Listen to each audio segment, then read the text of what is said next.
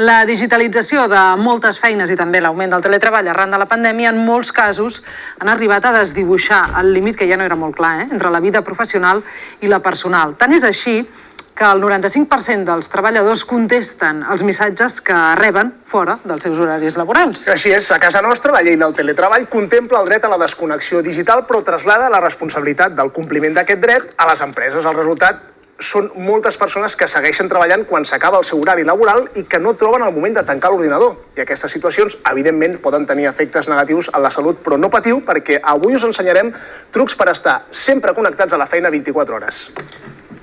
Sempre connectats. Perdona. Veus que heu estat alerta, És que dic, a vegades he de llançar coses d'aquestes perquè la gent s'adorm. Trucs Trucs justament per evitar aquesta espècie de teletreball 24 hores a casa. No patiu, que us ajudarem. Us ajudarem a desconnectar una miqueta, tranquils. Ho intentarem, Us heu espantat, David Broc, Carles Planes, bona tarda. És que l'he sentit la vena de cap, no? De cap d'empresa, de patró. És que nosaltres no desconnectem, però tampoc ens fa res. No seríem un exemple a seguir. Francament, mira, és que ens hem enviat notes de veu i a vegades no puc dir noms, però una nota de veu que de fons era un soroll de festa, un dissabte a la nit. Sí, i jo no. I està bé, que hi hagi aquest flux, família, feina... I ara anem a defensar exactament el contrari.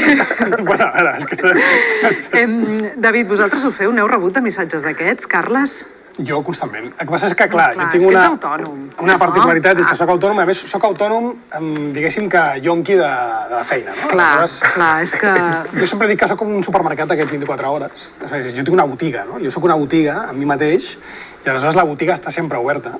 I això és un problemot, en fi, de dimensions incalculables, perquè sempre és allò de dir, no puc dir que no, m'estan enviant un e-mail, jo què sé, a les 11 de la nit, m'he de contestar, perquè si no contesto potser un altre em prendrà la feina, no? I és una espècie de neurosi permanent que t'obliga quasi moralment a estar pendent del telèfon i de l'ordinador. En el meu cas, en concret. Sí. A tu et passa, Carles? Totalment. Crec que també en el cas dels periodistes ens passa que constantment hem d'estar pendents de si rebem alguna cosa per part dels caps, pendents de qualsevol cosa que passi fora, així que probablement no som el millor exemple de desconnexió, tot i que jo personalment el correu electrònic de la feina, al moment en què acabo la meva jornada laboral, no el torno a obrir. El problema és que moltes altres comunicacions es fan a través de Twitter, a través del mòbil, i llavors les acabes rebent a l'hora que sigui. Quan no és un mateix qui és proactiu, diguéssim, no? Vull dir que de vegades és el que deia el David. Ell és crític de tele, vull dir que no pot desconnectar i parar la tele, no? No, però a banda, quan tens diferents treballs alhora, a la vegada, sí. Jo, per exemple, treballo en una empresa americana i aleshores els horaris són diferents. I els horaris d'allà no són els d'aquí i a les tardes d'allà són a vegades les nits d'aquí i si estàs despert i tu contestes, no? I tu formes part de la roda aquesta que tu mateix estàs vivint. I aleshores és molt difícil, en el meu cas almenys, no contestar, no estar pendent d'això. El problema també és que en moltes altres professions que no són com la nostra, que sí que a priori podrien tenir un horari i sortir d'aquest, quan els caps els parlen amb hores que no toquen, és el que dèieu abans, no? L'enquesta la gran majoria respon. També té a veure amb el fet que el mercat laboral aquí a Espanya sabem que hi ha unes tasses d'atur molt altes i llavors és molt difícil enfrontar-te directament amb uns caps en el cas que et parlin fora d'hores, perquè saps que tu el que no vols és un conflicte, perquè sortir del mercat laboral és molt difícil tornar a entrar, no és com mercats com als Estats Units, que per exemple estem veient ara que molta gent deixa la feina, perquè és fàcil trobar-ne altres. Aquí a Espanya és molt difícil.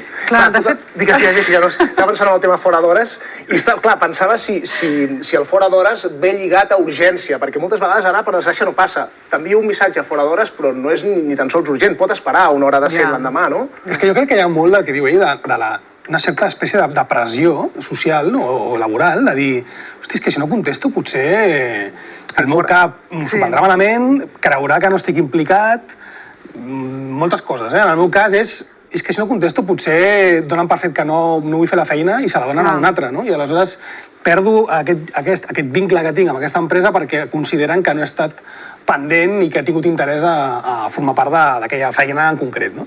I aleshores jo crec que hi ha molt d'això, d'una autopressió que a vegades potser no és ni real, però que tu mateix t'has creat al cap de dir he de contestar sigui l'hora que sigui, no? Hi ha molt d'això i després també, clar, en el nostre cas tenim una miqueta de síndrome d'Estocolm amb la feina, però que l'acaben patint de vegades els que tenim a prop, no? perquè Absolutament. vull dir, potser a tu no et fa res que t'enviïn missatges o que t'enviem missatges fora d'hores, però potser la persona que tens al costat o les persones doncs, no els hi fa tanta gràcia. Evidentment, o sigui, si tens una família és molt difícil de gestionar, sobretot en temes de vacances, per exemple. O sigui, les vacances que per un treballador, diguéssim, normal, són, jo tinc aquest mes i aquí no toco res de feina. Clar, el concepte de l'autònom de no tenir vacances convencionals fa que de vegades generis problemes a casa claríssims, no? Que és que no entenen, i tenen raó, no entenen que tu no tinguis vacances en aquest sentit. Clar. El problema també és que veiem com a la llei, tant la llei del 2018 d'aquí com a la del teletreball que es va fer l'any passat, a priori garanteixen un dret a la desconnexió, però clar, el problema és que quan la llei et diu que el responsable d'aplicar aquest dret és la pròpia empresa, i sabem que la pròpia empresa, per norma general, acabarà contactant amb els treballadors fora d'hores perquè com més puguis produir, doncs millor. I això també és problemàtic en treballs on els horaris estan menys marcats, com per exemple el sector de les auditories, que treballen moltes hores extra sense facturar, perquè són feines alienants. Vull dir, en el mercat laboral espanyol hi ha una gran varietat de gent que pot arribar a aquestes lògiques d'autoexplotació, també. Clar, la llei és igual per tothom, però és això, no? No és el mateix un operari d'una línia de producció que un comptable que està, jo què sé, tancant declaracions de la renda, no? Vull dir que... Totalment. Hi ha determinades èpoques, no? Hi ha volums de feina que segurament un gestor del març o de l'abril fins al juliol té molta més feina que potser a l'octubre, i aleshores en aquella època en concret has de donar el callo, com es diu, i treballar potser, jo què sé, 12 hores al dia.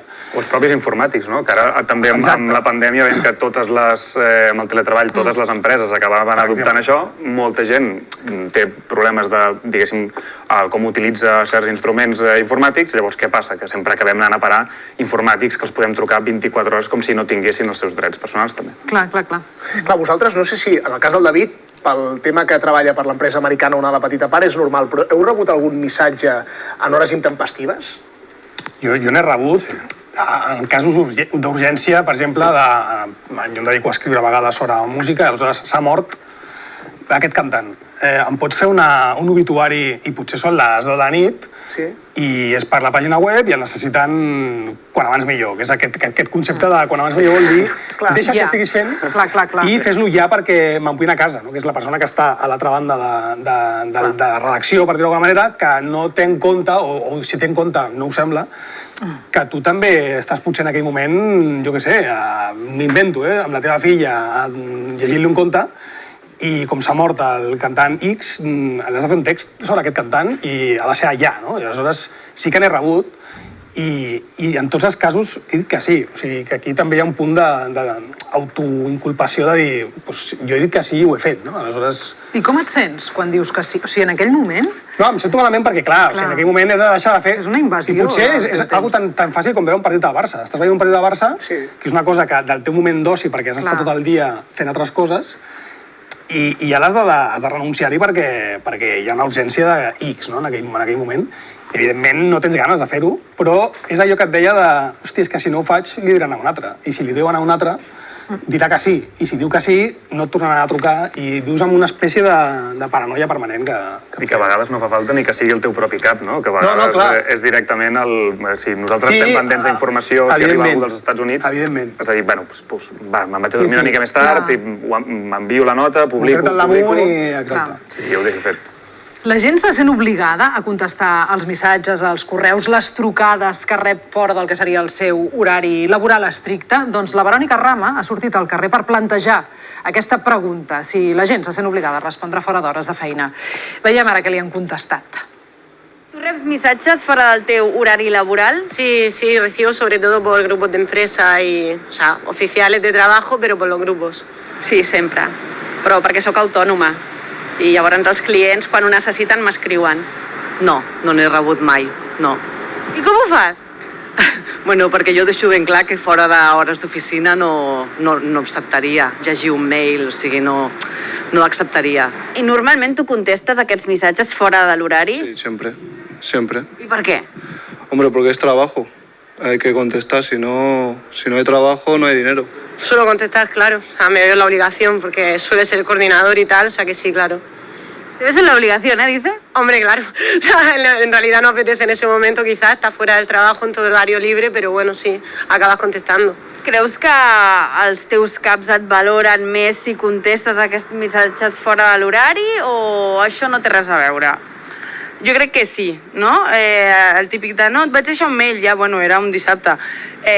Si el rebo i a més tinc la notificació i el contesto, sempre agilitza i facilita les coses a l'hora de gestionar temes. Sí, i llavors ho valoren més, clar. Creus que hauria d'estar limitat, que aquests missatges s'haurien de fer en horari laboral i no després? Sí, claro, porque tú estás en tu hora de descanso. Si te llaman cuando estás descansando, sigues trabajando.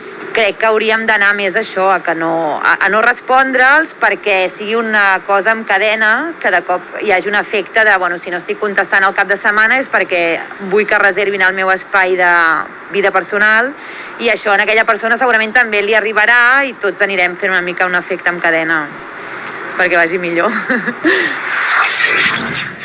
Doncs ja ho acabem de veure, Hi ha qui negocia el contracte que no li enviïn missatge fora d'hores. Què us sembla aquesta proposta? Meravellós. Perfecte, perquè a part, és a dir, si la llei et dona marge perquè ho puguis negociar, l'altra cosa és fins a quin punt vols estirar la corda amb els teus caps. És que també et dic que si jo, per exemple, tingués una feina de 9 del matí a 5 de la tarda, jo a les 5 plegaria, és a dir... Et cauria el boli, no? No, jo tinc claríssim. Crec que la gent que té una feina, diguéssim, convencional o amb horaris molt pautats, ha de desentendre's de la feina quan surt d'allà perquè tu ja has complert el teu horari laboral, no? Per dir-ho d'alguna manera.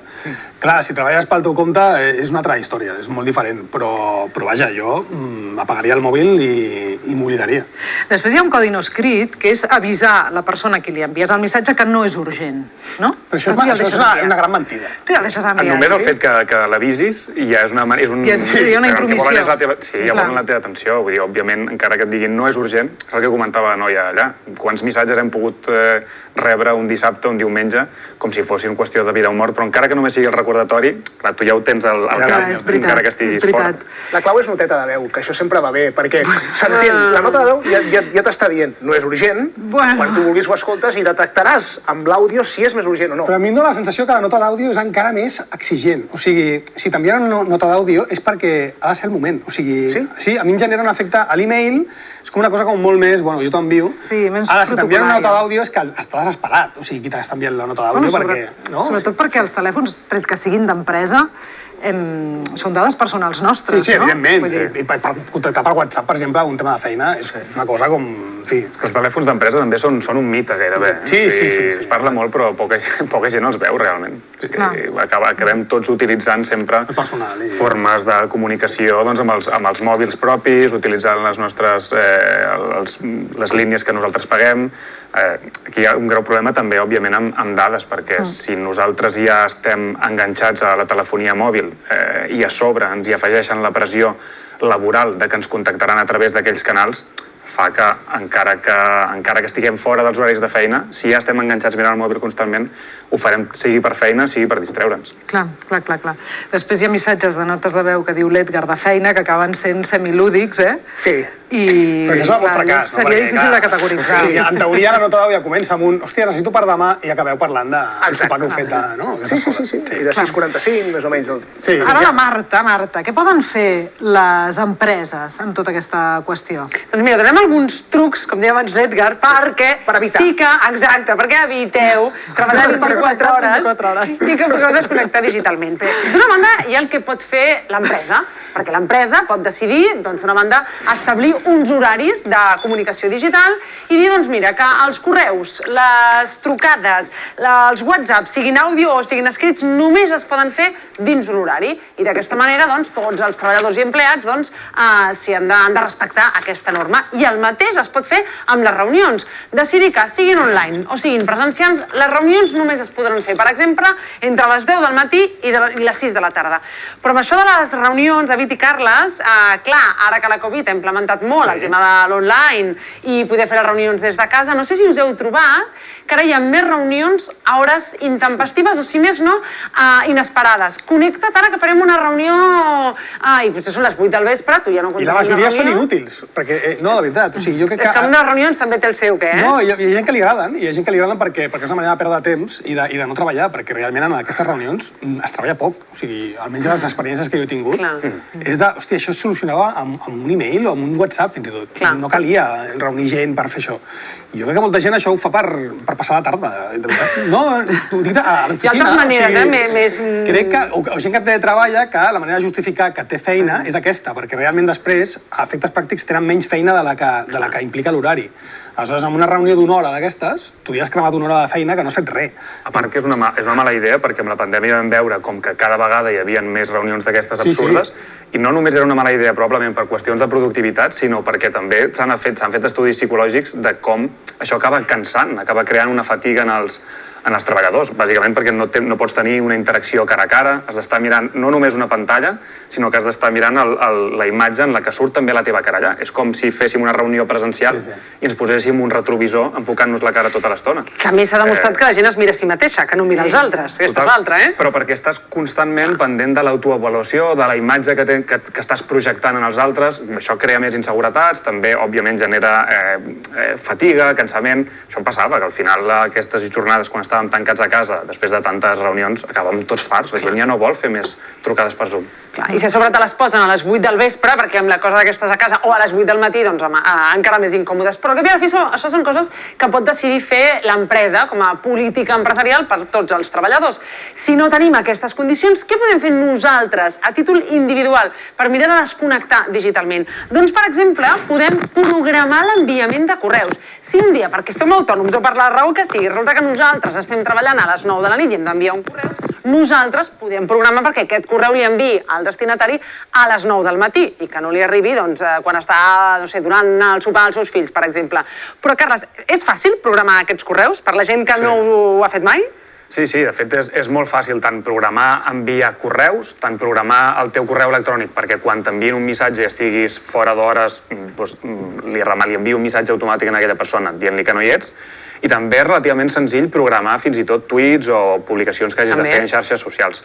Això jo ho recomano moltíssim perquè... És molt útil, Tu ho fas, Sí, jo ho faig pel tema aquest d'horaris amb Estats Units, perquè de vegades, clar, si he d'enviar una cosa a una hora determinada, no m'esperaré fins les 4 del matí o fins les 6 del matí, aleshores tu programes i ho envies a l'hora que et demanen ells que ho estigui enviat. Aleshores tu ho fas abans i és una manera de... com a mínim tenir una mica d'agenda dins del caos diari, no? I a mi em funciona bé, és una bona opció. Això és el que podem fer nosaltres per no molestar l'altra gent fora dels seus horaris, però si nosaltres no volem rebre correus a les 9 de la nit, el que també podem fer és desactivar les notificacions del correu, de manera que només veurem el correu si nosaltres explícitament entrem a l'aplicació i ho veiem. Per tant, ja dependrà de la nostra força de voluntat, però si més no, al mòbil no ens apareixerà que hem rebut un correu electrònic. Què més podem fer? El WhatsApp. Doncs silenciar els grups. WhatsApp ens dona l'opció de silenciar els grups 1 hora, 8 hores o fins i tot fer-ho per sempre, però clar, ho hem de fer manualment, grup per grup, en aquells en els quals no vulguem que ens molestin. I també es poden desactivar les notificacions perquè no ens apareguin si estem amb la pantalla de bloqueig. Per tant, si no estem fent servir el mòbil, no ens apareixerà allò a la pantalla, no s'il·luminarà amb el missatge de cap grup.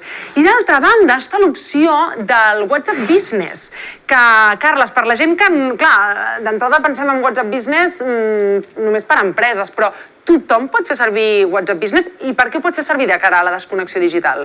Tu ho pots fer perquè et pots programar el que et molestin, entre cometes, només certes persones. Pots programar-te que, per exemple, durant certes hores sí que puguis rebre notificacions quan t'escriu un proveïdor, un client, el teu cap, companys de feina, però que, per exemple, et bloquegi les notificacions de números que no coneixes o de companys. En aquest cas, una mica és com posar el mode de no molestar, que és com si ens anéssim a dormir, no volem que ens puguin fer trucades, que ens puguin incordiar, si estem fent, per exemple, una entrevista o ens molesten.